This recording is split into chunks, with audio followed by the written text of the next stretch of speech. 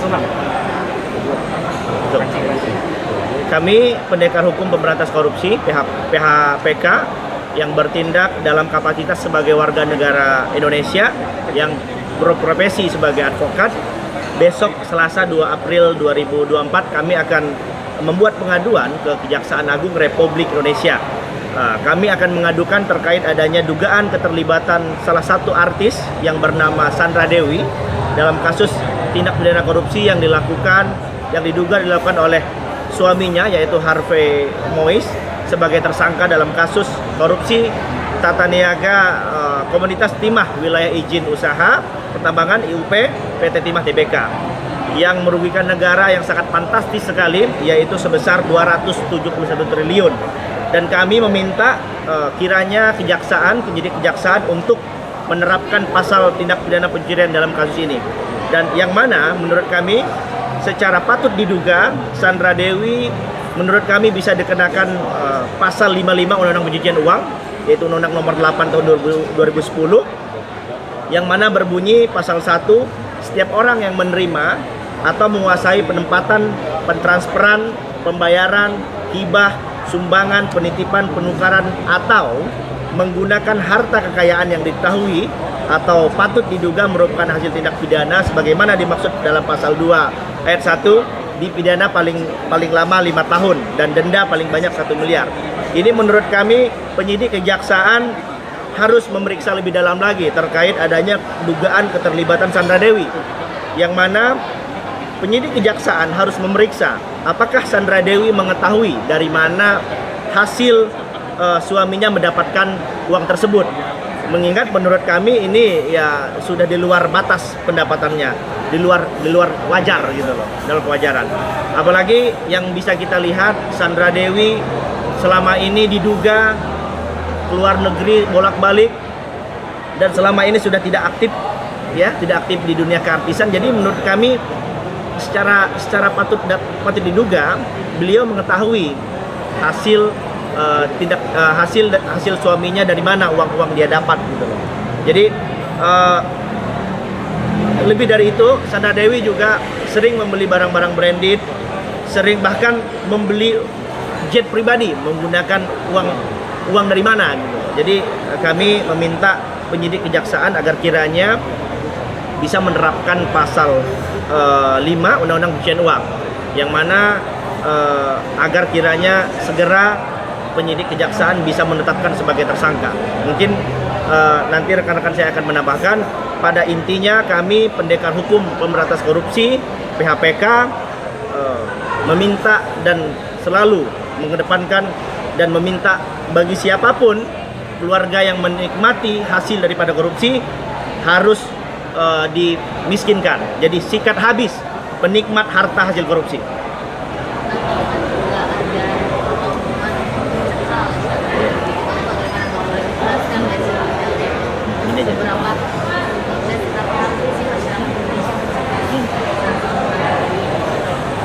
Ya, jadi kalau soal pencekalan itu kami berharap bahwasanya Sandra Dewi dicekal karena urgensinya dia bisa saja lari ke luar negeri membawa sisa-sisa hasil pencucian uang yang dilakukan oleh suaminya si Harvey Mois ya.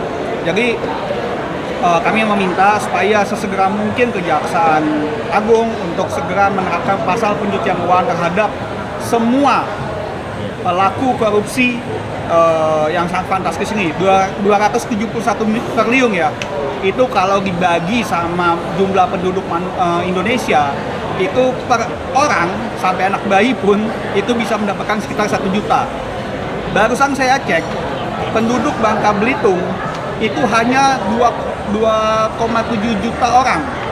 Bayangkan 271 triliun itu kalau dibagi ke semua penduduk Bangka Belitung itu bisa dapat 100 juta per orang itu. Jadi sangat-sangat disayangkan kalau memang ini dibiarkan begitu saja. Korupsi ini kan kayaknya sudah lama ya. Iya. Seberapa yakin ini kan hubungan Sandra Dewi dan suaminya kan sudah lama gitu ya. Iya. Menurut Abang yakin nggak sih Bang kira-kira kiranya Sandra Dewi ini netral? Oh iya, saya sangat yakin karena menurut pasal 5 itu kan dia selain bunyinya adalah menguasai penempatan, pentransferan, pembayaran hibah, sumbangan, penitipan, penukaran atau menggunakan harta kekayaan yang diketahui atau patut diduga hasil tindak pidana. Jadi Sandra Dewi ini harus masa dia sebagai istri tidak mengetahui dari mana sih hasil uang suaminya. Sandra Dewi masa dia tahu berapa sih pendapatan yang wajar seorang suaminya itu sebagai pengusaha atau sebagai apa, dengan dia sebagai posisi ini wajar nggak dia bisa sampai beli jet pribadi. Dan kita ketahui bersama Sandra Dewi setelah menikah kan dia sedikit hampir tidak aktif di dunia entertain. Berarti dia benar-benar full dapat penghidupan dari suaminya, yang mana suaminya sekarang tertangkap kasus korupsi, yang mana berarti uang yang diberikan kepada Sandra Dewi itu adalah uang hasil tindak pidana.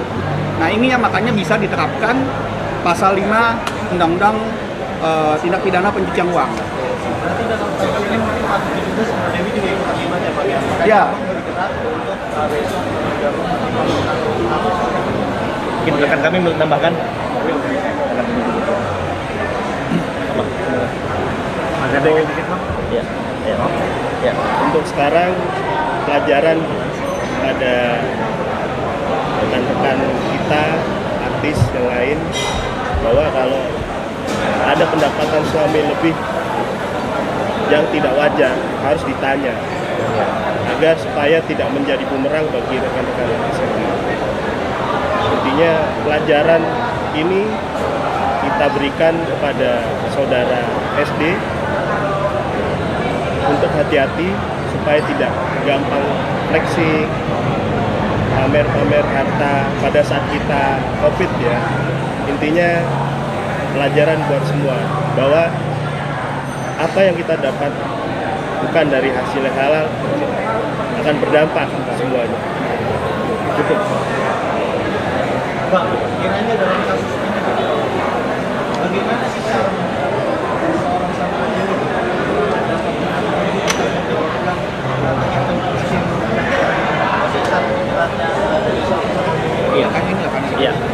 Ya, makanya kami ini besok mengajukan pengaduan ini ke Kejaksaan Agung agar nanti kan domainnya penyidik Kejagung, penyidik kejaksaan yang bisa mendalami ini, karena kami kan sifatnya hanya mendesak, meminta, membuat pengaduan yang menurut kami ini bayangkan derita yang harus ditanggung oleh masyarakat Pangkal Pinang khususnya Kepulauan Bangka Belitung. Orang di sana menderita, susah. Banyak orang miskin di sana susah gara-gara ulah dari koruptor ini gitu loh.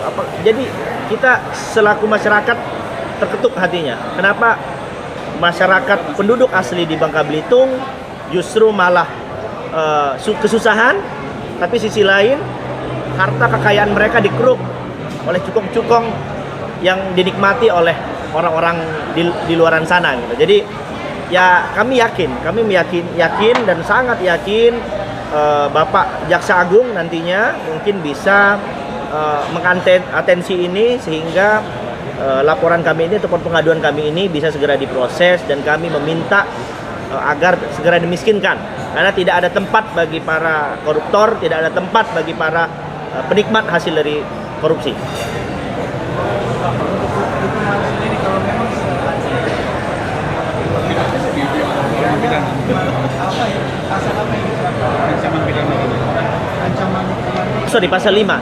Pasal 5 pencucian uang. Jadi setiap orang yang menerima atau menguasai, saya ulangi lagi ya, pasal 55 Undang-Undang nomor 8, pasal 5 Undang-Undang nomor 8 tahun 2010 tentang pencegahan dan pemberantasan tindak pidana korupsi pencucian uang, yang berbunyi setiap orang yang menerima, menguasai penempatan, pentransferan, pembayaran hibah, sumbangan, penitipan, penukaran atau menggunakan harta kekayaan yang diketahui atau patut diduga merupakan hasil tindak pidana sebagaimana di dalam dimaksud dalam pasal 2 ayat 1, dipidana penjara paling lama 5 tahun. Jadi kami mendesak agar penyidik kejaksaan bisa menerapkan pasal 5 tentang TPPU ya, begitu. Dan ini dendanya 1 miliar. Boleh nggak sih hukumnya kan ini ada beberapa juga pihak yang masih maksudnya membela Sandra Dewi Iya. gitu. Dia mereka berpikir kayak kritis atau apa-apa. Oke. Nggak peduli dengan berapa uang suaminya yang dihasilkan. Iya, boleh gua Bukan. Kan ada pihak yang seperti itu. Iya. Ada gimana sih Bang? Maksudnya ini saya merasakan apa sih Bang bahwa kebutuhan 1 triliun itu Iya. gimana sih kemudiannya itu bagaimana sih suami? Ya, kalau memang ada yang membela ya itu wajar ya. Kayak pada kejadian ini ada pro kontra. Apalagi beliau ini kan artis yang cukup terkenal dan pasti banyak fansnya. Gitu. Jadi kalau dibilang tidak mengetahui, ya itu sangat naif ya buat pemikiran seperti itu gitu. Bahwasanya kayak istri saya pasti mengetahui lah saya dapat uang dari mana, saya apa aja yang saya ini pasti tahu lah, nggak mungkin tidak tahu gitu. Jadi sangat naif kalau sampai ada yang bilang bahwasanya Sandra Dewi sebagai istri tidak mengetahui bahwa hasil uang ini wajar apa tidak didapatkan oleh suaminya. Jadi sebagai seorang istri, sebagai seorang artis dan dia juga bukan yang tidak berpendidikan ya, dalam artian dia sekolahnya juga cukup tinggi gitu. Menurut saya sangat tidak mungkin dia tidak mengetahui kewajaran pendapatan seorang pengusaha itu berapa. Bisa sampai beli jet pribadi itu luar biasa gitu. Dan ini juga bukan hanya Sandra Dewi ya. Jadi kan itu ada sekitar ada belasan tersangka. Jadi ya semua pasangan-pasangan dari tersangka tersebut itu harus wajib diperiksa juga. Harus wajib dikenakan juga pasal TPPU karena mereka diduga ikut menikmati juga uang hasil tindak pidana korupsi ini. Ya, sedikit. Tambahan ya. Ada lagi? Ada lagi? Kerusakan apa sih Bang ini 271 triliun ini gimana sih maksudnya biar sadar gitu itu benar-benar yang kasus korupsi. Iya, korupsi yang benar-benar merusak ya. Ya intinya ini korupsi yang sangat luar biasa yang sangat merugikan negara. Jika dikalkulasikan untuk pembangunan negara yang lain kan lebih berguna, ya kan? Makanya kami tekankan kepada Jaksa Agung mohon untuk ditindak segera dan lakukan tuntutan lunas kami untuk pakai undang-undang tindak pidana pencucian uang agar menjadi contoh-contoh yang lainnya supaya ada efek jerah bagi para pelaku koruptor di Indonesia. Terima kasih. Ya. Ini kan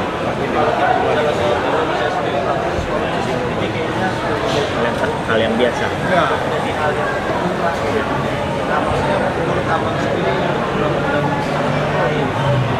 kasus korupsi sendiri harus ada Indonesia supaya masyarakat atau supaya para pelaku korupsi ini juga Dijerat. gitu. Ya. Mungkin dari abang sendiri sebagai praktisi hukum Iya.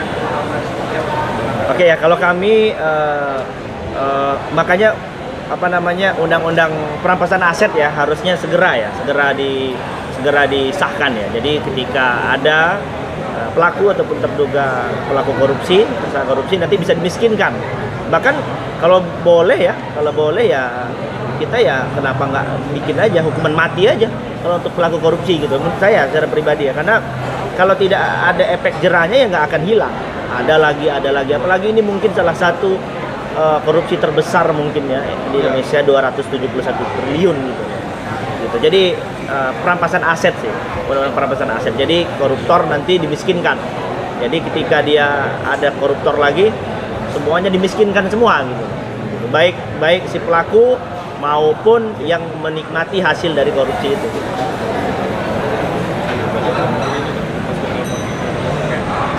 Satu yang perlu saya garis bawahi bahwa undang-undang perampasan aset ini juga kita ketahui bersama, RUU-nya sudah cukup lama ya dibahas ya.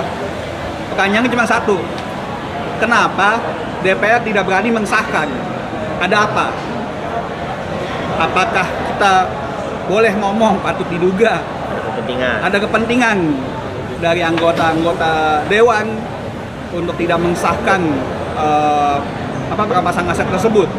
Karena yang kita ketahui bersama juga banyak juga anggota dewan yang tertangkap terlibat tindak pidana korupsi gitu. Jadi ya ini biar masyarakat menilai lah. Kalau kami cuma bilang urgensinya sudah sangat urgent, sudah sangat perlu untuk disahkan sesegera mungkin. Anggota dewan harus bisa melihat kepentingan negara lebih tinggi dibandingkan kepentingan golongannya. Oke. Ini Bang mungkin terakhir Bang, untuk kegiatan besok sendiri mungkin persiapannya apa aja Bang? Oke, besok kami pastinya surat pengaduannya sudah siap, sudah kami siapkan. Beberapa bukti-bukti nanti mungkin kami akan screenshot dari berita media online ya, nanti kami akan lampirkan. Jadi beberapa ya itu sih untuk sementara. Paling nanti kami akan melengkapi dengan video-video dan lain-lain. Jadi kebanyakan mungkin nanti dari alat buktinya dari print out media online gitu sih. Jadi terkait kasus ini, terkait penangkapannya suaminya Sandra Dewi, Harvey Mois, nanti juga ada screenshot berita online terkait glamor kehidupan glamornya Sandra Dewi. Jadi ya itu mungkin nanti penyidik kejaksaan bisa mendalami lagi dengan bukti-bukti yang kami masukkan nanti. Begitu. Ada tambahan sedikit, boleh ya? Jadi sudahi mainan Cinderella-Cinderellaan ya. Udah nggak ada. Selesai ini semua. Oke? Ada lagi? Sedikit aja boleh, tambahin dikit. Ya kita ketahui bersama Sandra Dewi akhir-akhir ini sering muncul di podcast ya. Yang selama belum ada tertangkapnya suaminya ini dia benar-benar nggak pernah muncul di layar TV maupun di podcast. Dan di podcast itu dia memframing bahwa suaminya baik lah, nyumbang lah, sampai dia bingung kok suaminya bisa sebaik ini gitu. Nggak usah nge-framing, karena di pasal 5 Undang-Undang TPPU framing Anda tidak berlaku. Jadi buat saudari Sandra Dewi, stop framing di media, tanggung jawablah terhadap apa yang telah dilakukan suami Anda dan yang telah Anda nikmati selama ini.